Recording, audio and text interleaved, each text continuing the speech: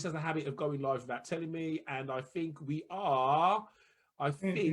We are live. Hi, Nigel. Hey, Shari, how you doing, honey? I'm super good. Oh, good. I'm a bit quieter today. It's been a long day. I'm not as loud as I normally am. I do apologize, people watching, if you've tuned in to hear my loudness, but I'm going to be a little bit more laid back today, a little bit more cool, you know what I mean?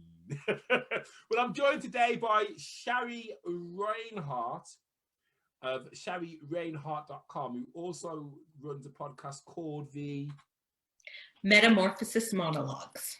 I couldn't even pronounce it, which is why it's very hard. It's a crazy long name. Yeah. I could feel my false teeth working loose as I Yeah. I'm just going to set up my phone so I can see comments if comments come in. People, thank you so much for joining us today. You know, you've had the second interview that I've done today. I don't normally do two in one day, but it just made sense because Shari's based in Canada. She's one of my international guests. Yes, I am. I feel so important. But we had to make sure the time shooting Shari as 11 o'clock is what, 4:30 in the morning for you in Canada?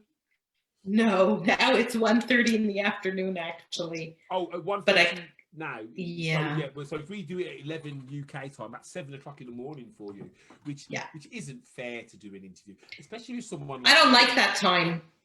I don't think you'd like me at that time because I've got the same amount of energy that I have now. So you'd be like, oh my God, never. I need coffee. This man's too loud. Well, anyway, right. So, Shari, before we dive in, we have to do a pose for my YouTube thumbnail. So after 3, I want you to give me your best pose. 1. A pose. Oh yes, for the camera. 2, 3.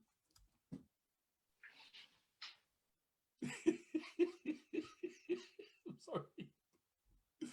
Yeah, that's all right, man. I'll tell you what, I have the cheesiest of cheesy grins sometimes. It's just... I love it. Then, let's dive in because I know you're a busy lady and obviously you've still got a whole heap of day left and my day's about to finish, so boom. So Shari, please, even though I've done this amazing introduction and I've put it all in the description, can you tell the people watching what you do for a business? Absolutely. I love to talk about what I do. So I am a ghostwriter. What that means is I basically help people at any stage that they're at with their books to get them written. And then I also am a great referral source to get it designed, formatted, published, marketed. I know all the right people. So basically, even if you just have a book idea and you think you're ready to write one, I can come in and help you through that process and through the project of actually writing a book. I do not do formulaic books and I do not write books in 30 days. That's for all those other people out there trying to grab your business. I write from the heart. 30 days. So yeah. So when you say you write my book, so is that me coming to you just talking or sending recordings? How does that kind of work? How do you take what's in here and kind of get it on paper? So how it works is, one, I'm highly intuitive. I'm very good at sensing when people say something, what is really happening underneath. So I don't write nonfiction. That's not my genre. I work with people who are writing memoir, teaching memoir, which is basically, I went through something hard.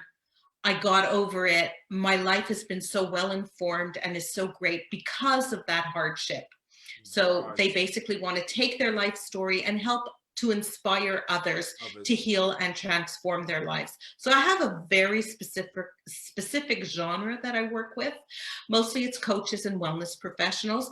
And then what happens is we meet. So Nigel, you want to write a book, you want to tell a story, and you want to use it to also as part of your brand, your business brand, to maybe get more speaking gigs. So then we meet, we chat, we figure out how much writing you're going to do, how much writing I'm going to do. Oh, I've got and to write together as well. we just create a book. Yeah, you didn't tell me I've got to write. I hate writing. No, then you can then you can talk it to me. Oh, okay. You can talk it to me. But yeah, I will never assume to take over a person's voice. Yeah. So I need to really hear a person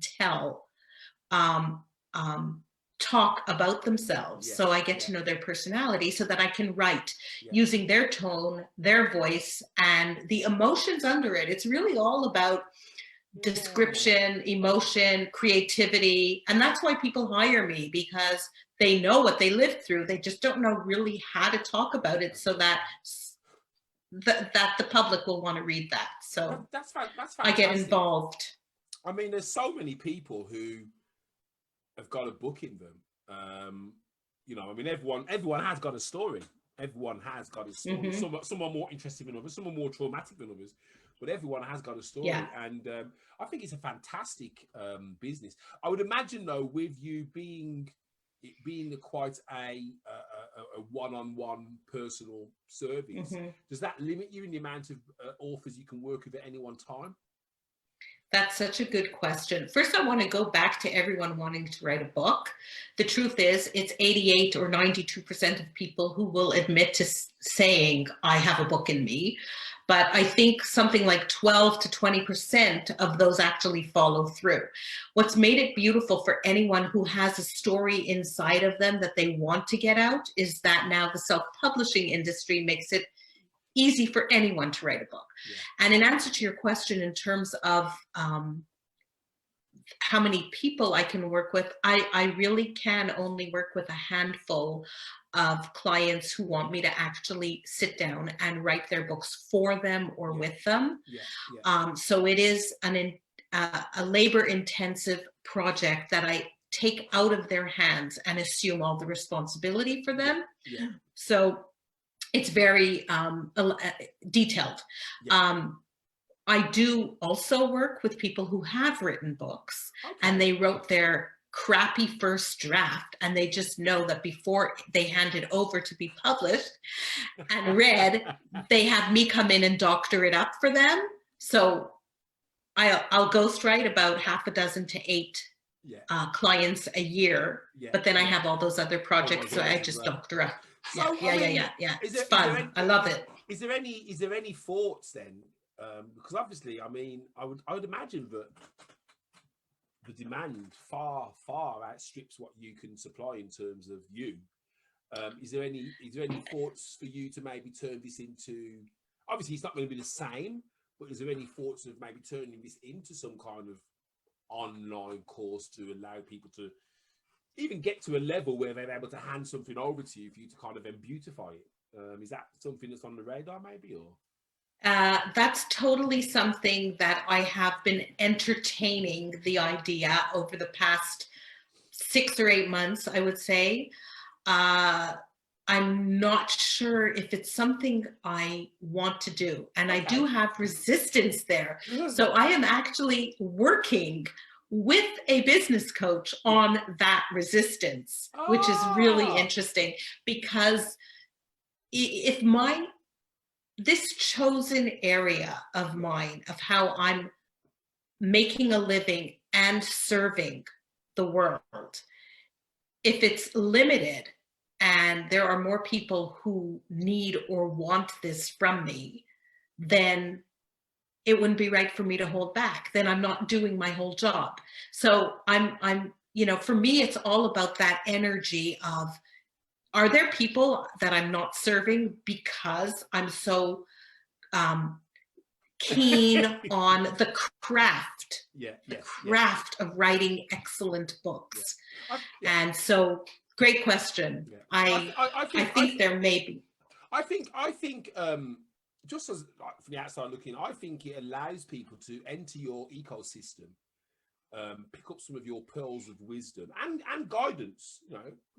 And even if it means that at the end of this program, and we'll say imaginary program because we haven't put it together yet, they're at a stage where they're ready to either hand something over or they're that confident in what they've created. Right, let's get started. It just creates a funnel for you. The perfect person for you to speak to about that when you're ready would be Simone Sumners, who might be watching, as she creates online courses for fun. She lives and breathes online courses. And Oh my God, I have to meet her because I don't call that fun at all. you have met her, I think. She was at Connect Like a Boss. Oh, really? But she might not. Sorry, Simon. He probably didn't do a good enough job in telling you how wonderful she is. But I'm telling you now, she'll be able to help you. And when you're ready, I'll connect you guys up and just speak to her. The worst that can happen is she inspires you to move, get that resistance out. To move ahead. Yeah, right. So, right. That's the worst. What inspired you then to start? Because obviously you're a writer. I can tell that. What inspired you to start this business, the ghostwriting business? What was the catalyst? Oh, that is very clear as day to me. So I'm at home with my 3 children and I'm not working anymore. I'm a full-time mom and I'm telling myself I am supposed to feel fulfilled, vital energy in me, loving this white picket fence life. And I was exhausted and drained, and I love my children to bits and pieces, but it was really hard to be home with them full time. So I started journaling. And then Oprah Winfrey had her show, The Oprah Winfrey Show, and it was post 9/11. And they had called in asking for pieces of our journal writing. They were doing a show on gratitude, and I got chosen. Oh! So I then decided, it just clicked. Everything just fell together. And I go, wait a minute. They chose me for my writing? Okay. I must. You're a C-level. I needed that validation. I needed that validation to kick me in the butt and make me go. So I took a couple of online writing courses to validate me as a professional, even though I'd been writing all my life. And so I was on the show reading from my journals, and she had a PowerPoint. I was on the phone reading from my journals, and she had a PowerPoint of my whole family running behind her on her stage.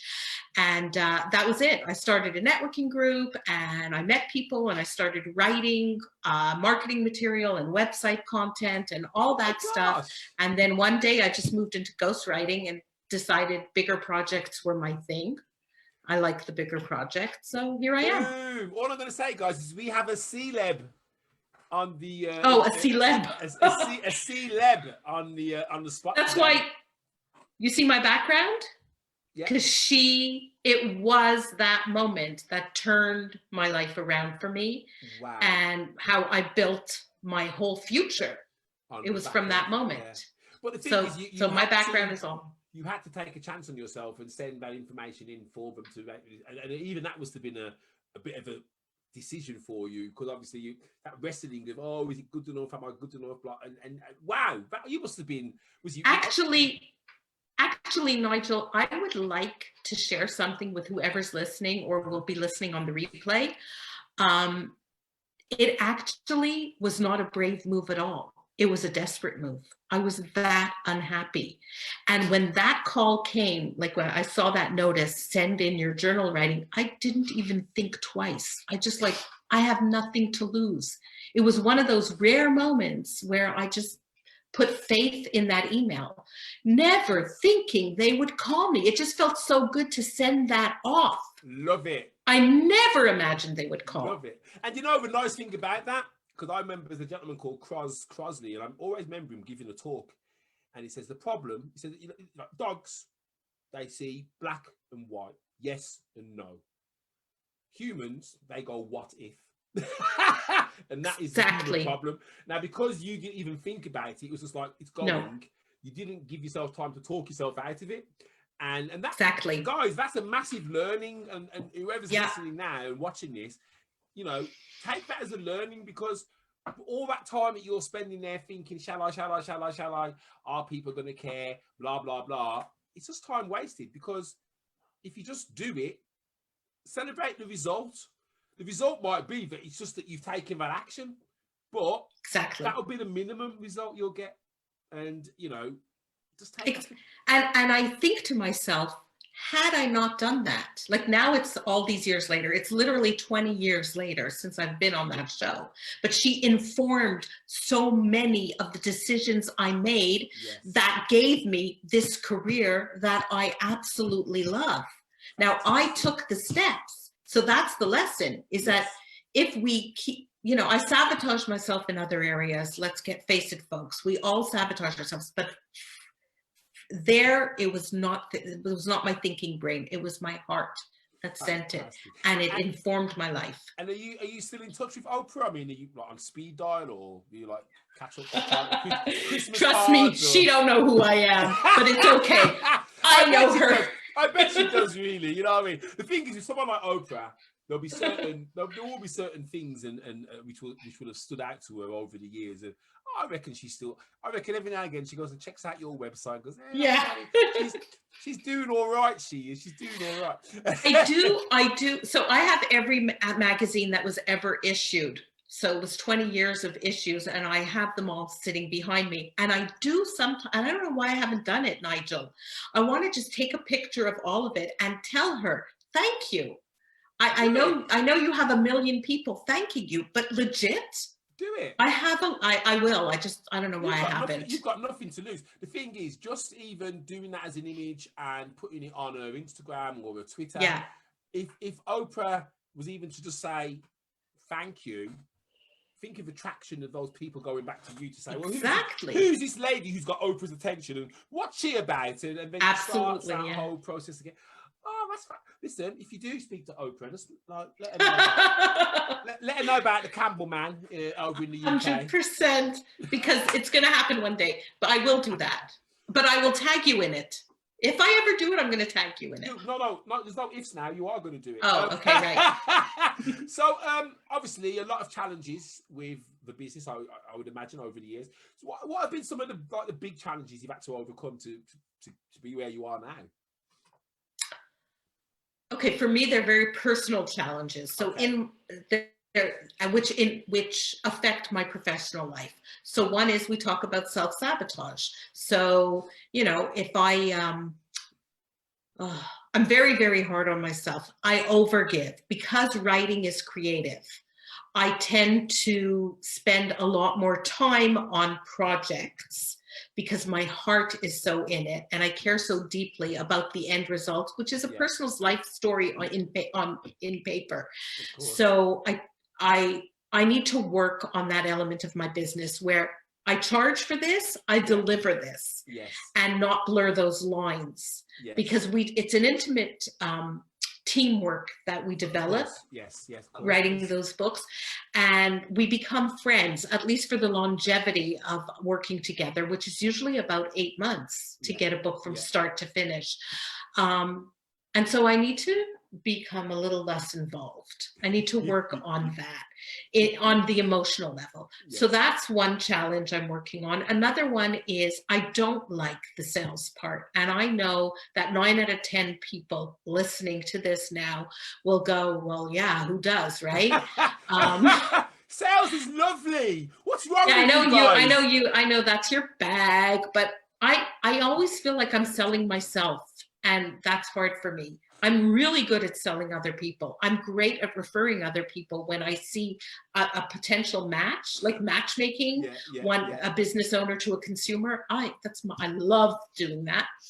But for myself, I find it harder. And you know, because we had a chat about my website. So well, the thing is, though, I mean, if you think about it, every aspect of what you do is selling.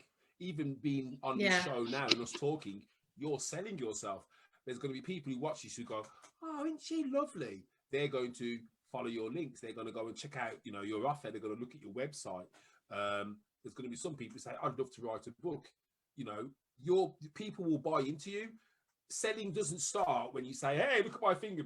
Selling starts at the moment you make eye contact, or the moment someone comes across your content. And as long as your values are aligned, as long as what you say is not offensive, as long as you're educating, sharing knowledge, people will want to listen. And invariably, some of those people say, hey, listen, I've got this checkbook. How many zeros do I put after the one for you to work with me? And when that happens, yes, you haven't necessarily sold, but you sold. So Right. take the selling head off and just say, just be you. Right. You've got a business. You've had a business for how many years now? You have no problem with selling. Yes, yes. I'm doing okay. And also, You're doing all right.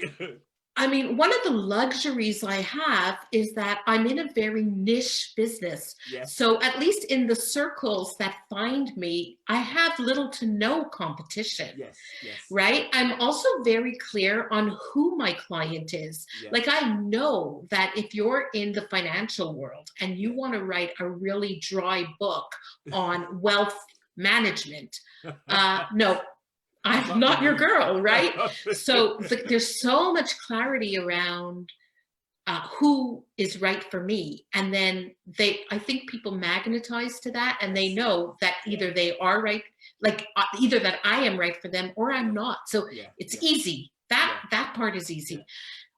It's just that when I'm nearing the end of a few projects and there's nothing new on the horizon, does anyone know what that panic feels like? Oh, well, that's what. And but this is where, and again, I'm going to mention it again. This is where having that course, having that small, short course, it creates a bucket of prospects who have embraced your knowledge, implemented some of what you've taught them, and there's going to be a percentage of those who, at the end of it, will say, right, I'm ready for the next step. But because they've had the opportunity to learn with you, they understand you, they like you. So, Shari, man, she's great. She's really helped me. And this has been, honestly, honey, I think it will be the next logical evolution for you. Speak to Simone Summers. I'll send you her details. You know, Nigel, I will tell you that in the past few months, I think there's at least 3 people who are kind of gently pushing me in that direction. And maybe also I'm open to hearing it. So I'm attracting people who will push me in that direction. So it's definitely in my mind. All I'd say is it's worth a consideration, even if it's not this year, this next year. I just think in terms of what you said about, I'm coming to the end of projects, what's coming, it will help you to alleviate that, because we've got 100 people who bought my course. Tell you what, let me speak to them first and find out who's ready.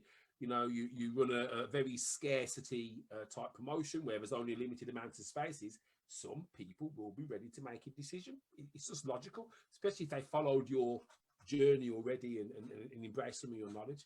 Ooh, well, I love the way you lay that out for me, and I'm totally open and listening to that. I think in addition to that, there are probably people who can't really afford me to work one-on-one with them that way. And so maybe my tacit knowledge of what it takes to roll out a book that is beautiful to read could be done in such an affordable way. Exactly. Yeah. And then it also allows you, if there are additional services you offer, like getting involved with the publishing and so on and so forth, that could be a chargeable extra. So exactly. You've come this far by yourself. Okay, you want this bit. I'll tell you what, that's going to cost you X, Y, and Z. Let's get on with it. At that stage, you may well spot some things that need changing, but it allows you to still have that relationship. Exciting. I tell you what, Shari Reinhart, I'm going to be watching you from a distance. I love it. I know her. I love it. I was there when she started. I like this question. Tell us. You've already told us one thing, so now you've got to tell us one. Tell us one thing about you that not many people know.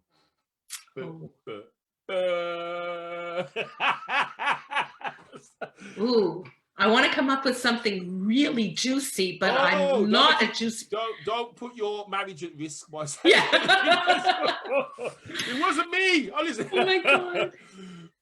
I will say this, and I don't know if this is kind of what you're looking for, but because I love to write stories that people share about healing and transforming their lives and then moving into thriving, that is because it is the work I did myself.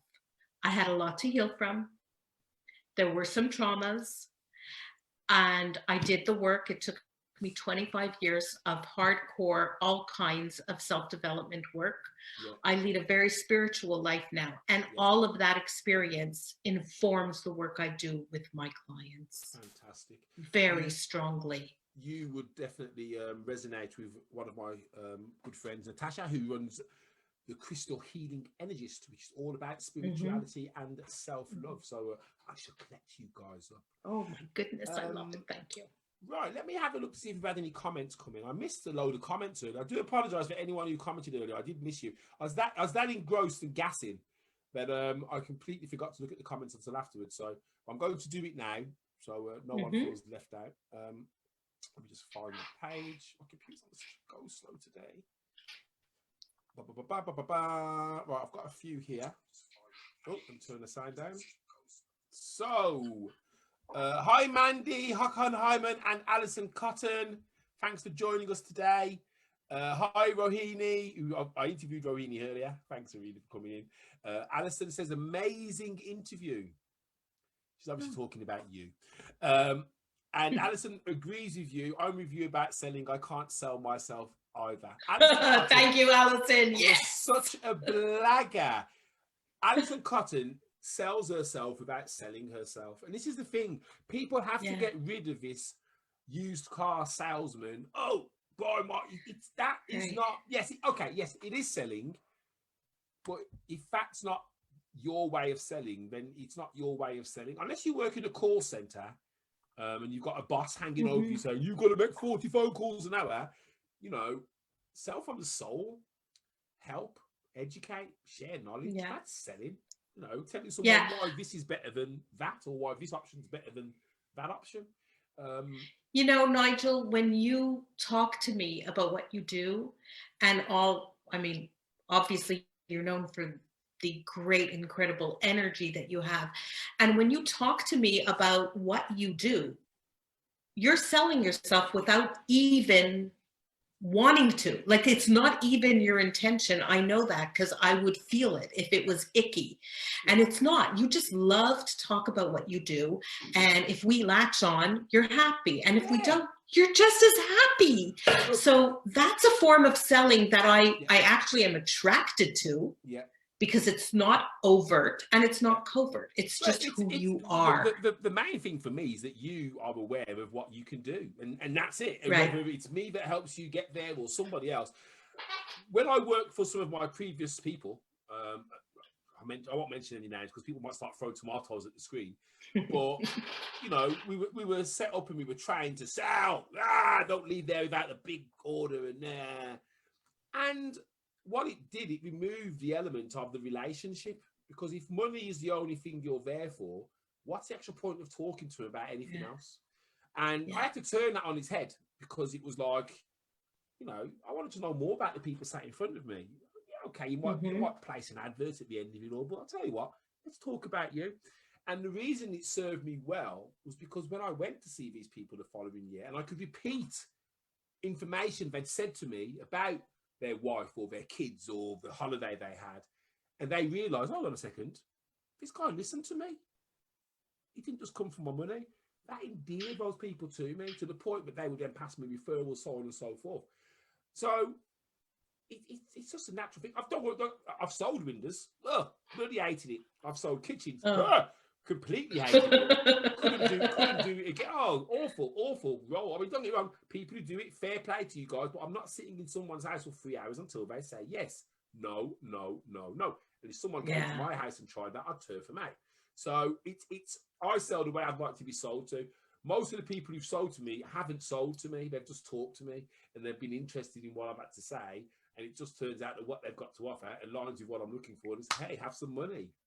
Here's that checkbook. How many zeros shall I write after the one? I think, you know, Nigel, for those of us who are in our own little entrepreneurial adventures and pursuing our own way of making a living, it's because we have great passion for what we do. Yeah. And like, I'm listening to you talk and I realize now I do hate sales, but I do love to talk about my passion for the work I do. Boom, and boom, isn't boom. that it? That's Boom. it, right? Boom. See?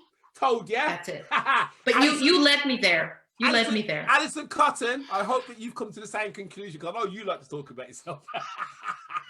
In the nicest way. She's lovely. Honestly, you and Alison need to meet. Okay. Oh, I like this question as well. So, if somebody, anybody, everybody scream, no joking.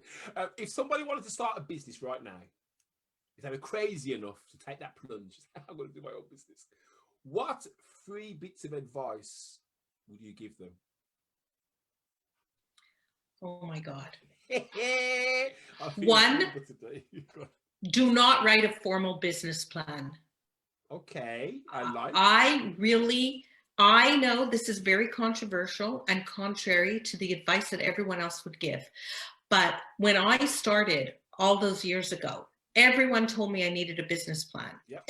And if you're a heart-centered entrepreneur, don't write a business plan. It will not work for you. It will kill you. I think so. It held me back. This whole idea of writing a business plan and doing my 5-year plan and all the steps, I don't work that way. I'm not a straight line. No, seriously. No, I know there are other people. Yeah. I know there are so many people who are following their hearts and their passions and then being told to get stuck along the way because they didn't do something that was in line with a business plan. I say write a vision plan. Write your vision plan. Ooh. And that is very different. And the energy behind it is very different. And it has nothing to do with reaching financial targets or reaching client outreach targets. It has everything to do with why you're in this business. Write your vision plan. That's why. I love that. Vision plan, guys. Are you listening?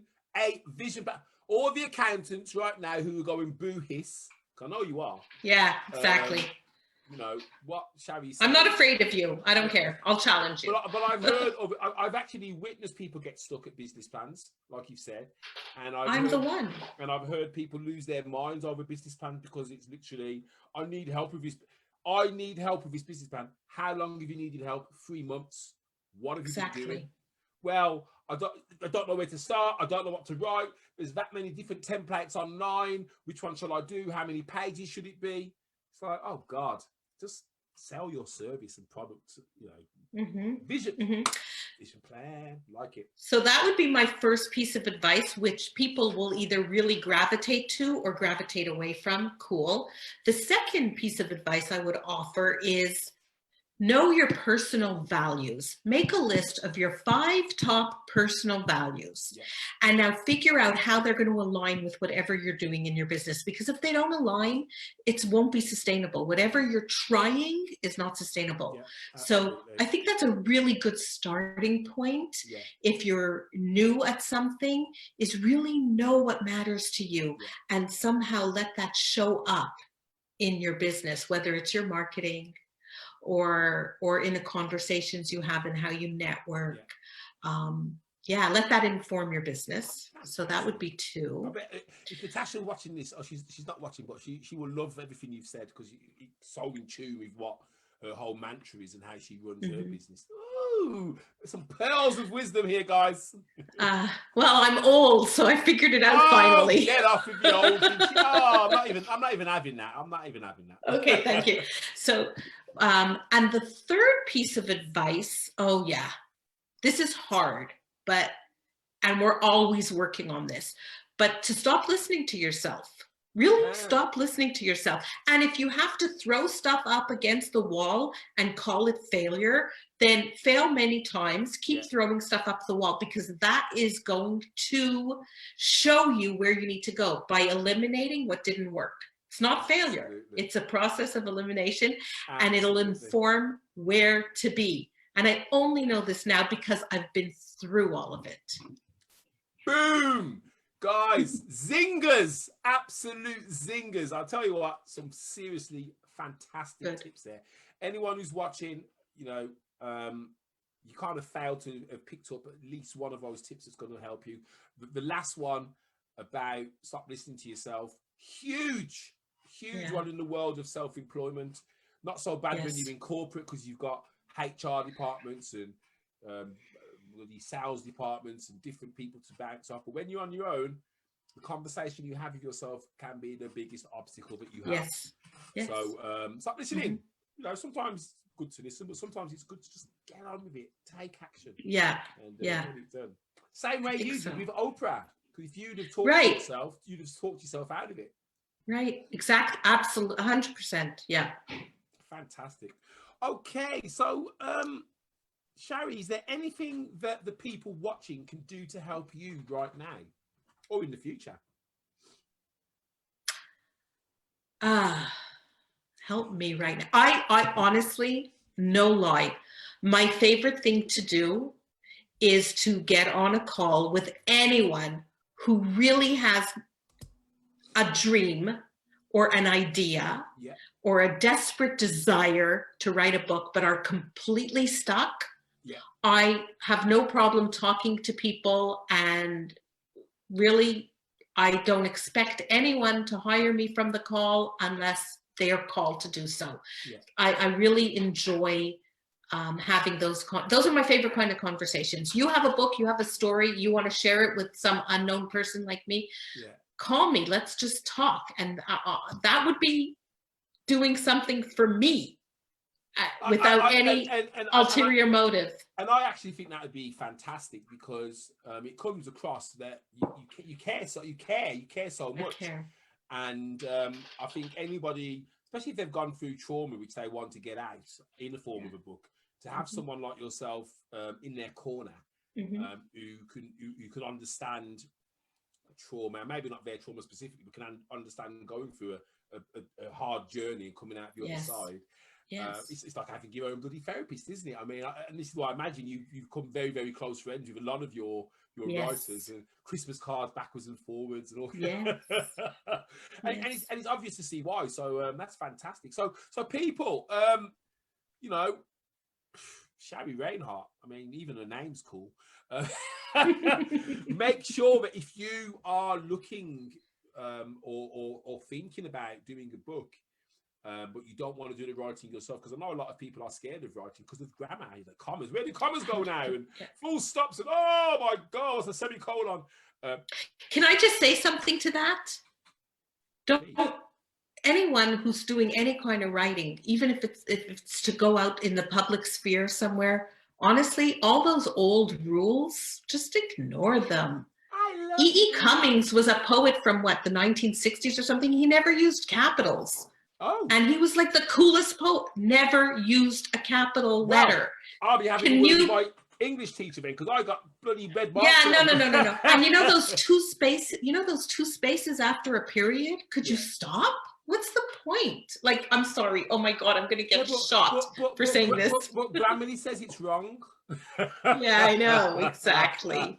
So no, don't, yeah. And if I had one piece of advice to anyone writing, I would say just flow write. Don't think. Just learn how to flow write onto the page, and all your best parts of yourself will eventually come out. Start there. Don't think. Shari, I think you definitely need to do a live webinar or workshop, just going through some of these high level points that people can focus on to get, because a lot of it's just getting stuff on paper, you know, doing it. Exactly, that's it. And then being in the zone. But I mean, flow write, I've never even heard that concept before in my life. It's writing without thinking. It's hard to do. It's a practice, but if you try every day for a week to just get out of your head and just let the words kind of come through you onto the page, oh my God, you're gonna love what you wrote. Beautiful things will come out. Do you run any kind of training around that or courses around that? I don't yet, but that is where my heart lies. So that is something Nigel, keep pushing. That's it. I've already created 3 additional products for you already. But hey, honestly, you've got so much to give.